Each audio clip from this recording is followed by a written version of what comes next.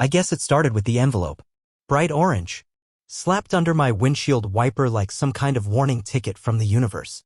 It was a Tuesday morning, chilly for late October.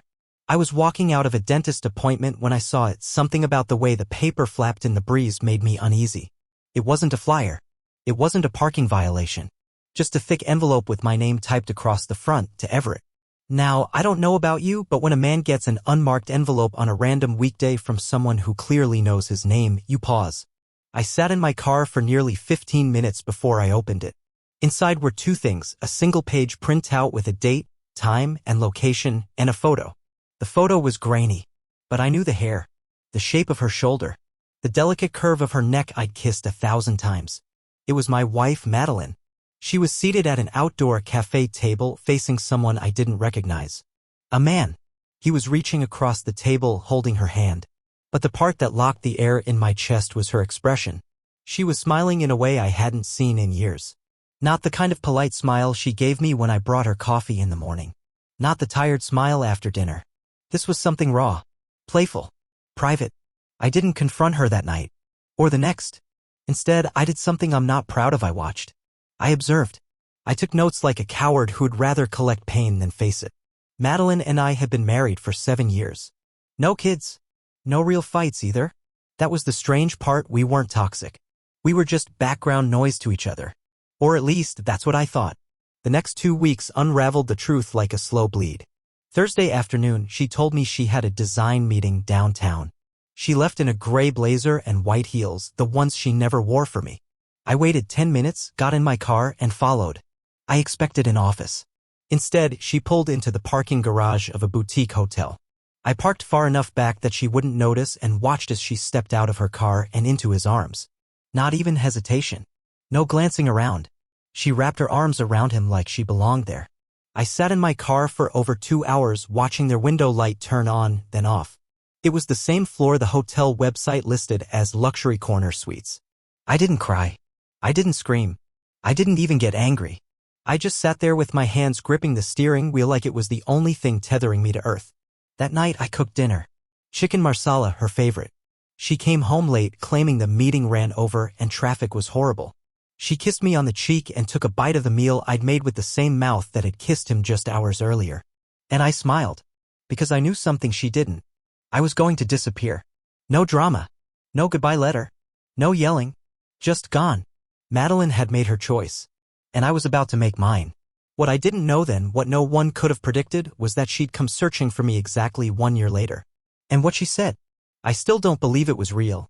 You'd be surprised how easy it is to disappear when no one's really looking for you. In the weeks that followed that night, after the hotel, after the lies about her design meetings, I kept the charade alive. Not for her. For me. I wanted time. Space to build the quiet escape I never thought I'd need from someone I once vowed forever to. I stopped adding to our joint savings and opened a private account under my middle name, August. She never asked. She never noticed. I transferred small amounts, enough to fund what I now thought of as my reboot fund: gas, lodging, food, and silence. I picked a date. December 14th. A meaningless Thursday. The kind of day no one remembers. No birthdays. No anniversaries. Just nothing. I figured disappearing on a day like that would create less noise. I didn't want drama.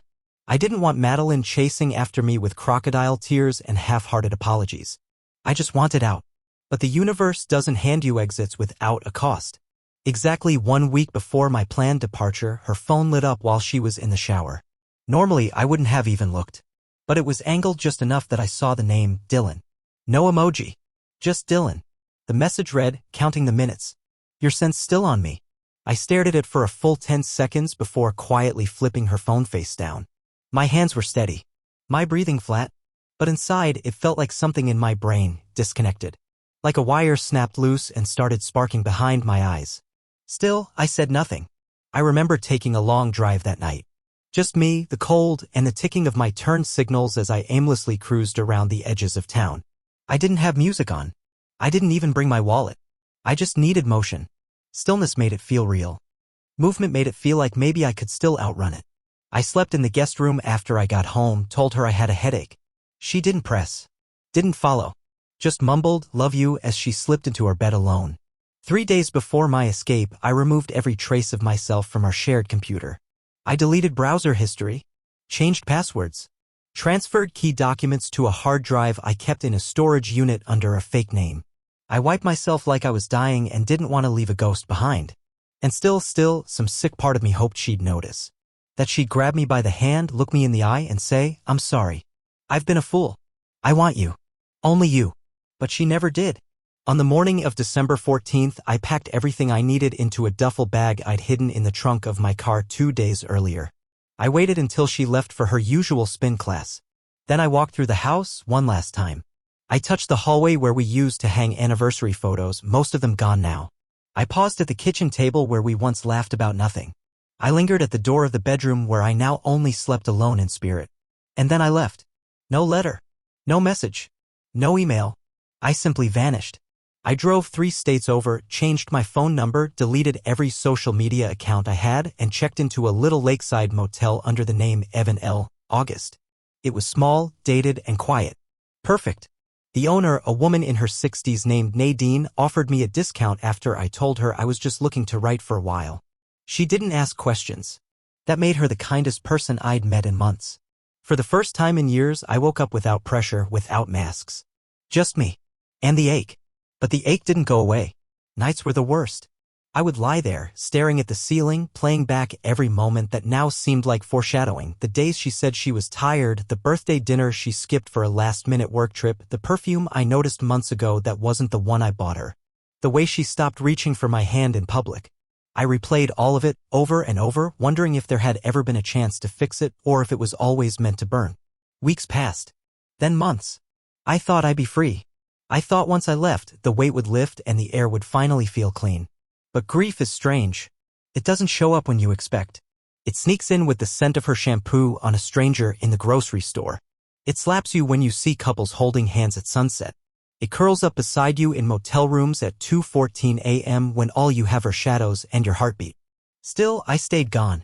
I never checked in on her. Never Googled her name. Never reached out to friends. Until the day she found me. A year, almost to the day, after I vanished, Madeline showed up at the edge of that lakeside motel. No warning. No call. Just there. She looked different. A little thinner. Eyes tired. Makeup softer. Like the life she'd lived without me had left scars I couldn't see. And then she said something. Something I never expected. I don't remember standing up. I don't remember dropping the half-eaten sandwich I had in my hands or letting the motel room door swing wide open behind me. All I remember is that Madeline was suddenly there 10 feet away from me in faded jeans and a windbreaker, standing beneath a gray sky like she'd been caught in the rain and didn't care. I didn't speak. I couldn't. Her presence cracked something open inside me, something I thought I'd buried under 12 months of silence. And she just stared at me like she wasn't sure I was real. Like I was a mirage after a very long walk through the desert she'd created. Finally, she said, "Everett, I'm not here to fight. I'm not here to drag you back. I just need to tell you something." Her voice wasn't like I remembered. It was lower, softer, like life had bruised it. I glanced behind her, almost expecting Dylan to step out from a nearby car. But no one was there. Just her. Just the woman who'd hollowed out my trust and now stood before me like she wanted a piece of it back. "I found the envelope," she said quietly. "The one with the photo. The cafe." I froze. I had forgotten about that stupid orange envelope. Madeline took a few hesitant steps forward but didn't try to close the space between us. "It didn't come from you, did it?" I shook my head. She exhaled sharply, looking down at her shoes for a long moment, then back at me. "I thought it was you. I thought you were warning me. Testing me. But it wasn't, was it?" "No," I said, my voice barely louder than the wind. She nodded as if that confirmed something she'd feared. "Then it was him. Dylan." I said nothing. Madeline ran a hand through her hair, which was shorter than it used to be, cut just above her shoulders now. She looked older. Tired in a way that went beyond appearance. "He sent it to hurt you. To get you to leave. I know that now." I finally found my voice. "It worked." She closed her eyes for a second, then opened them, tears lining the edges. "He used me, Everett. I thought I loved him. I thought he was giving me something you couldn't. Something real. But I was wrong." I scoffed. "I couldn't help it. You told him I was the safe choice, Madeline. You laughed about it. Like I was a joke." She flinched. "I said things I'll regret for the rest of my life. I was lost. Selfish. I let someone manipulate me into thinking you were the problem just because you weren't flashy or reckless. I crossed my arms. So what changed? And then she said it. 5 words. 5 words that made my entire chest go still. I had his baby. It died. My stomach dropped. Madeline looked up at me, tears now spilling freely. It was early. 16 weeks. I didn't even tell him at first. He was furious when I did. Said I ruined his life. Then he blocked me. Changed his number. Moved out while I was at work. I felt a cold chill spread through my ribs like winter had slipped inside my skin. She kept going. I lost the baby a month later. Alone. In a hospital room. And I thought, this is what I chose. This is the bet I made. This is what I destroyed my marriage for. I wanted to feel angry. I wanted to scream at her. But all I felt was numb. A strange, crushing stillness. There were no victors here. No one won. Only damage. I don't want you back, she said suddenly, firmly. I don't deserve that. I know that. I had to say it. I had to tell you that I see it all now. What I had. What I threw away. Who I became. She started to turn, but then hesitated. There's more. Something I didn't plan to tell you. But I think you need to know. I didn't respond. I couldn't. I just stood there, bracing myself. Madeline looked me in the eyes and said, the night I told you I was at Monica's, I wasn't just with him. My mother was there. She introduced us. I blinked. What? She knew. About him. She encouraged it. Said you weren't strong enough for me. Said I needed a man who could challenge me, not just love me. She convinced me to start seeing him behind your back. I couldn't speak. I couldn't even move. And after you disappeared, she added, voice breaking, she told everyone you were unstable. That you'd abandoned me out of nowhere. She even tried to file a missing persons report. A laugh, cold and bitter, escaped my throat. So she buried me twice. Madeline nodded, tears falling silently now. And just like that, the numbness faded. Not into rage. But into something else. Something I didn't expect. Clarity. This wasn't about getting her back. This was about finally understanding what I had escaped from. And why I was never ever going back. For a while, we just stood there in the cold. No more words. No more confessions. Just the sound of the lake behind us, barely moving, like even the water wasn't sure how to react. I should have slammed the door in her face. I should have walked back into that motel room and left her standing there with her guilt and her shattered stories. But I didn't. I couldn't. Not because I wanted her back, I didn't. But because something in her eyes told me this wasn't just about closure. It was about something else. Why now? I finally asked. Why come here, after everything? Madeline looked down at her hands, twisting her fingers like they were trying to confess on their own. Because there's more you don't know. And I don't know who else to tell. Who else would even believe me? I crossed my arms. Try me. She looked up. It wasn't just Dylan. He wasn't the first. The air went still. My jaw clenched as I took a slow breath through my nose, forcing myself to stay calm. I didn't ask. I didn't want to know. But she told me anyway. There was someone else. Before him. Just once. Years ago. During that marketing convention in Tampa. I told you I got food poisoning and spent the weekend in my room. I didn't. She said it like she was dropping a bomb gently, like there was a way to make betrayal less lethal by softening the tone. My mind raced back to Tampa. I remembered calling her hotel and getting no answer. Her texting me late, saying the Wi-Fi was bad. How I sent flowers to the front desk and never heard if she got them. I always chalked it up to travel stress. Turns out she'd been in someone else's bed the whole time. She noticed the change in my face but didn't flinch. I'm not asking for forgiveness, she said. I came because I couldn't carry all of this anymore. You deserve the truth. You always did. I turned my back to her and walked toward the lake. I didn't want her to see my expression. I didn't want to give her that satisfaction knowing how deep the blade had gone. I stared at the water and whispered, you spent 7 years married to a man who never cheated, never lied, never even looked at another woman, and you made me feel like I was boring for it. She didn't respond. What could she say? When I finally turned back, I saw that she wasn't standing alone anymore. There was a figure behind her, an older man, late 50s maybe, walking up the gravel path toward us. He wasn't dressed like someone from the motel. Too polished. Too deliberate. Madeline turned, startled, and then froze. Dad? That caught me off guard. He looked at me, then at her, and shook his head like he'd just walked into the final scene of a movie he hated. I told you not to come here, he said quietly. What are you doing here? She asked, genuinely confused. I've been following your GPS since Tuesday. You weren't subtle. He looked at me again, and this time his eyes lingered. Everett, I'm sorry to crash in like this, but I think you need to know what she told you. It barely scratches the surface. Madeline spun on him. You don't get to speak for me. But he didn't back down. He pulled something from his coat pocket and handed it to me. A folded sheet of paper. He waited in silence as I opened it. It was a notarized affidavit. The name at the top made my heart jolt, Carolyn Farrow. Her mother. The statement underneath was brief but clear. Dated 6 months ago. Sworn testimony. In her own words. I encouraged my daughter to engage in extramarital relationships because I believed her husband was incapable of providing her with the lifestyle and stimulation she deserved. I accept full responsibility for that advice. I stared at the page, my hands trembling. It was real. It was official. It was damning. She was preparing to use it in court, her father said. To protect herself in case you ever came back and tried to take legal action. That's how messed up this got. Madeline looked like she'd been punched in the chest. You stole that from my files? He ignored her. I didn't want you to find out this way, Everett. But I also couldn't sit by and let her manipulate the situation again. I didn't know who to look at. Him. Her. The paper. The lake. Nothing felt real anymore. It was like I'd stepped outside of my own life and into someone else's disaster. Madeline's voice was shaking now. I didn't plan to use it. I swear. I had it drawn up in a moment of panic after I lost the baby and Dylan vanished. I didn't know what you'd do if you ever came back. I took a step back from both of them. You were going to paint me as a threat? I asked. After everything you did? She didn't answer. She didn't have to. I felt something sharp in my chest then. Not heartbreak. Not anger. Finality. It was over. Not just the marriage. Not just the years we lost. The entire version of my life that included her was done. This wasn't someone I could pity or save or fix. This was a woman who had tried to rewrite the story so she'd look like the one who suffered. And now that the truth was out, I realized something chilling. She wasn't here to apologize.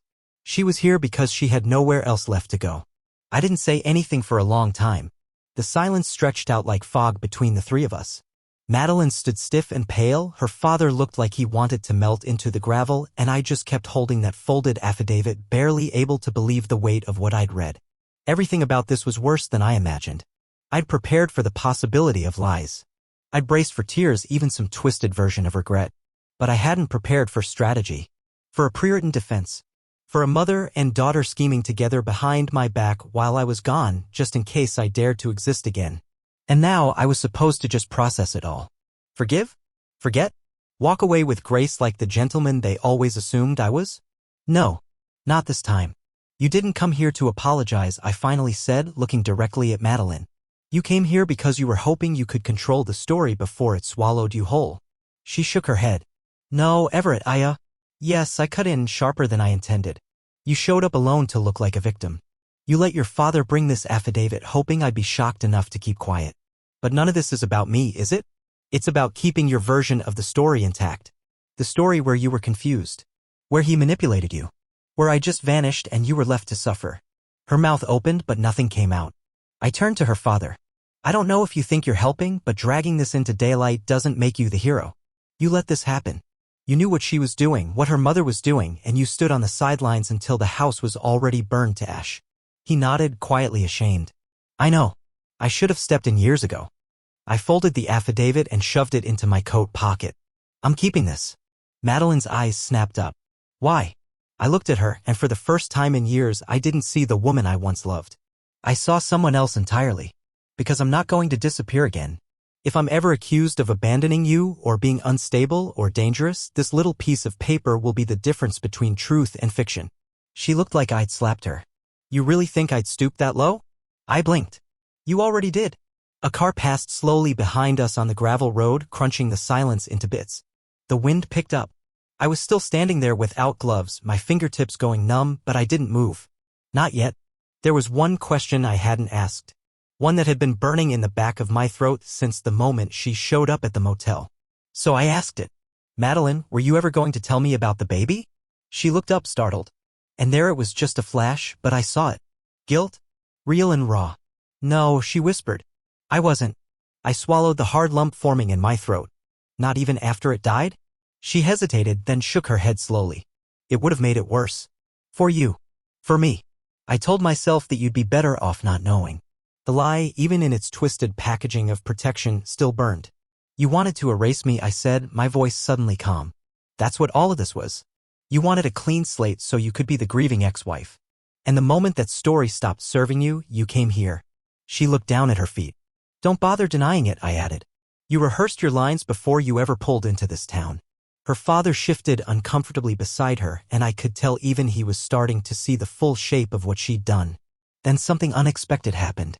She dropped to the ground. Just sank to her knees in the cold gravel, hands to her face, sobbing. Not delicate, not performative, this was something different. Something fractured. I don't know who I am anymore, she said through the tears. I didn't think I'd ever see you again. And when I did, I thought maybe I could tell you everything and you'd still see me. I do, I replied flatly. I see you exactly as you are. She kept crying, but I didn't move. I'd spent a year grieving a woman who didn't exist. A version of Madeline that was long gone if she'd ever truly been real in the first place. What was in front of me now wasn't someone I hated.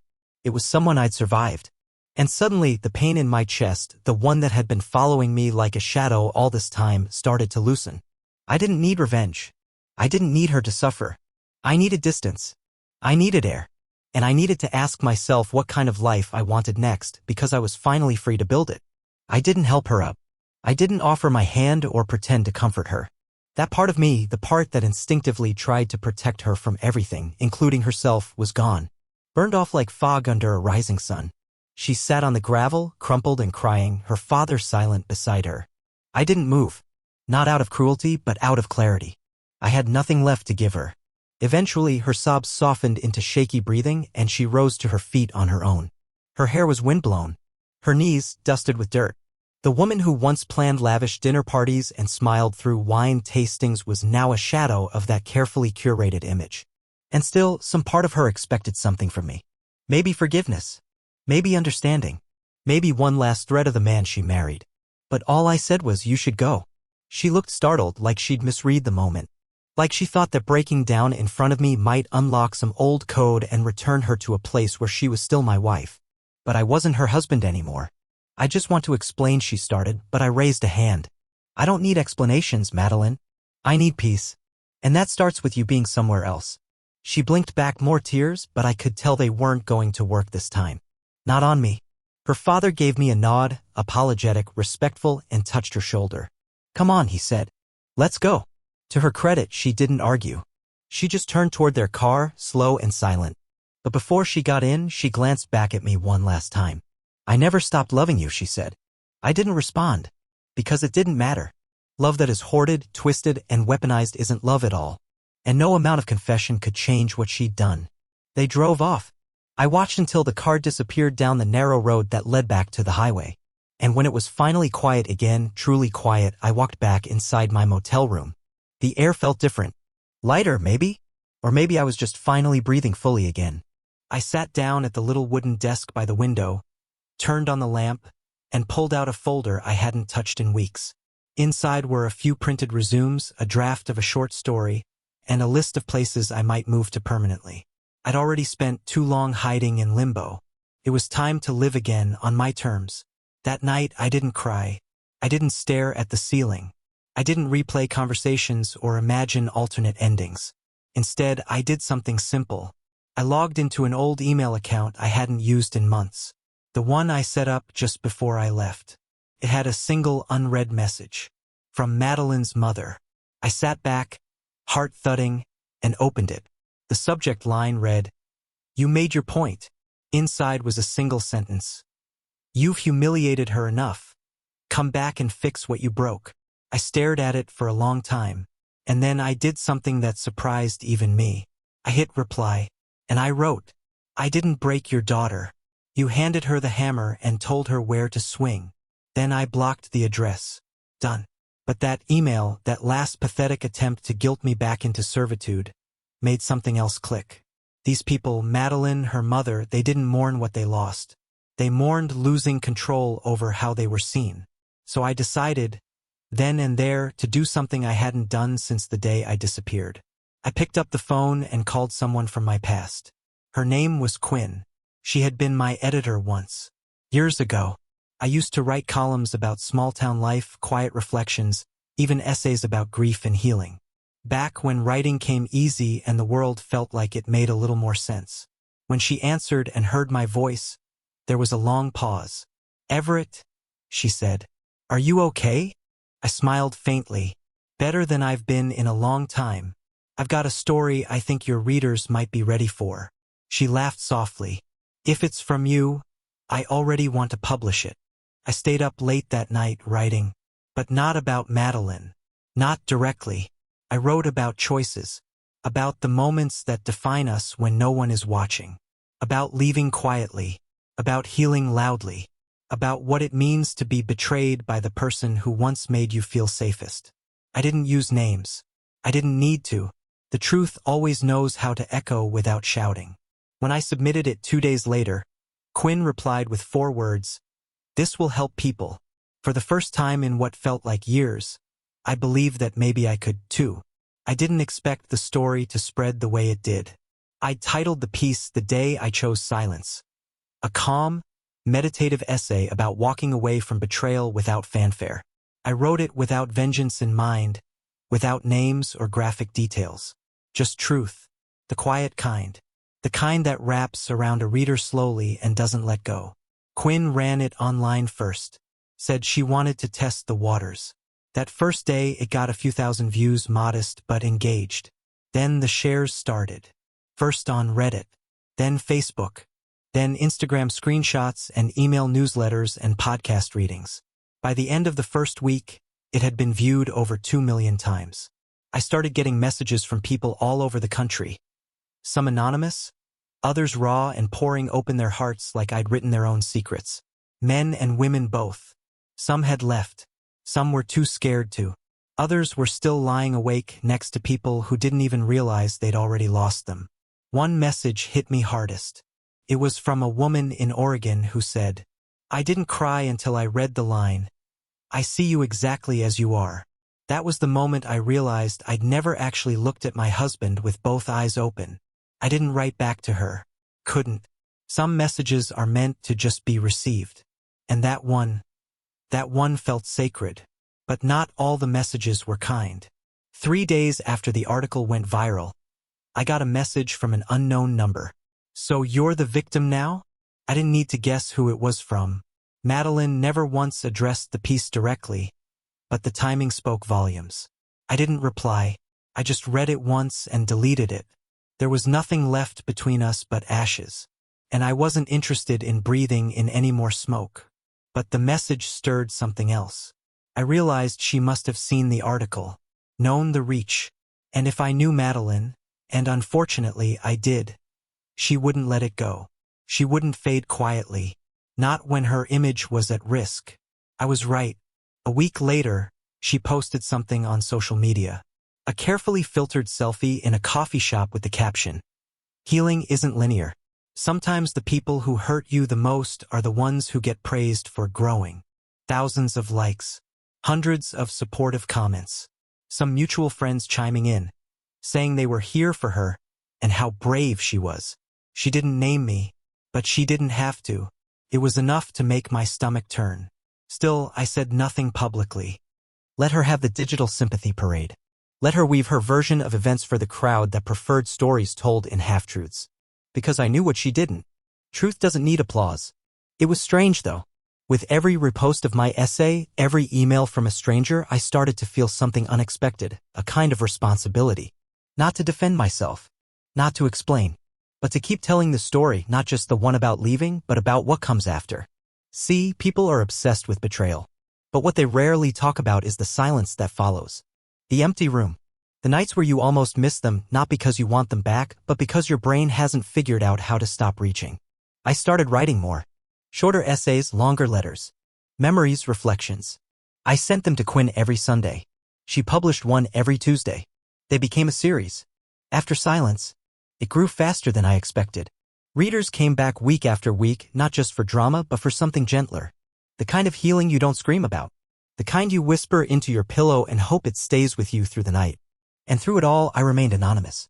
No photos, no last name, no mentions of cities or states. Just me and the words. Until one day I got an offer. A publishing house, small but respected, reached out. They wanted to compile the essays into a book. Said they hadn't seen such raw connection in years. Said it reminded them of Joan Didion and Cheryl Strayed and those kinds of brutal but beautiful memoirs that didn't flinch. I told them I needed time to think. Because the truth was, I was afraid, not of writing, but of being seen again. Truly seen. Exposed in a way that couldn't be undone. What if Madeline used it against me? What if her mother did? What if people who only knew the polished version of our marriage came crawling out of the past to question my side of the story? But then I got another message. From my sister. We hadn't spoken much since I vanished. She'd always loved Madeline. Thought I was too quiet, too trusting. She didn't reach out when I disappeared. Didn't ask questions. Just accepted it as one more Everett thing that didn't make sense. But now? Her message was short. I read it. I cried. I'm sorry I didn't see it sooner. I stared at that message for a long time. And I realized something. I hadn't just survived betrayal. I'd survived erasure. And now, people were finally seeing the version of me I'd spent years trying to protect, even while it was being buried under someone else's narrative. That was power. That was mine. So I emailed the publisher back. I said yes. The book came out 6 months later. It didn't hit bestseller lists or spark controversy or land me on talk shows. And honestly, I was glad. It wasn't written for fame. It was written for people like me quietly hurting, quietly healing, quietly rebuilding. It sold well enough to keep me going. To move out of the motel. To rent a small cabin near the water where I could breathe again, deeply and fully. I never heard from Madeline again. Not after the email. Not after the social post. And that silence finally felt like a gift. Sometimes I still walk by the lake in the mornings, coffee in hand, and think about who I used to be, the man who would have forgiven too quickly, accepted too little, and vanished without truly finding himself. I'm not that man anymore. These days, I still write. Not about her. Not even about the past. I write about starting over. About mornings that don't ache. About choosing quiet over chaos. And somewhere along the way, that's exactly what I found. Peace. Not because she gave it to me, but because I stopped waiting for her to take it back.